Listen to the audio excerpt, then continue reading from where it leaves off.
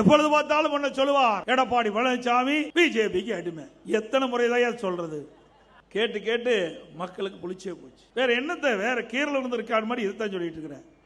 எடப்பாடி பழனிசாமி பிஜேபிக்கு அடிமை, அண்ணா திமுக பிஜேபியுடைய அடிமை, அண்ணா திமுக அலுவலகம் டெல்லியில் இருக்குது.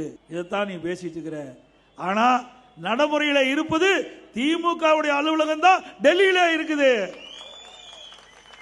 நேற்று தினம் கனிமொழி பத்திரிகையில் பார்த்திருப்பீங்க, ஊடகத்தில் பார்த்திருப்பீங்க. காங்கிரஸுக்கு திமுகவும் கூட்டணியில குழப்பம் வந்தாச்சு, விரிசல் வந்தாச்சு. காங்கிரஸ் கட்சிக்காரன் ஆட்சியில பங்கு வேணும், கூடுதல் சீட்டு வேணும் கேட்கிறாங்க.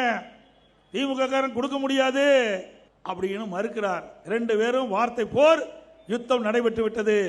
உடனடியாக டெல்லிக்கு செல்கிறார் திருமதி கனிமொழி அவர்கள். மரியாதைக்குரிய ராகுல் காந்தியை சந்திக்கிறார், மரியாதைக்குரிய திருமதி சோனியா அம்மையாரை சந்திக்கிறார், பேச்சுவார்த்தை நடத்துகிறார்கள். ஆக எங்கே அலுவலகம் இருக்குது திமுகவுக்கு? டெல்லியில இருக்குது. அண்ணா திமுக அப்படி அல்ல.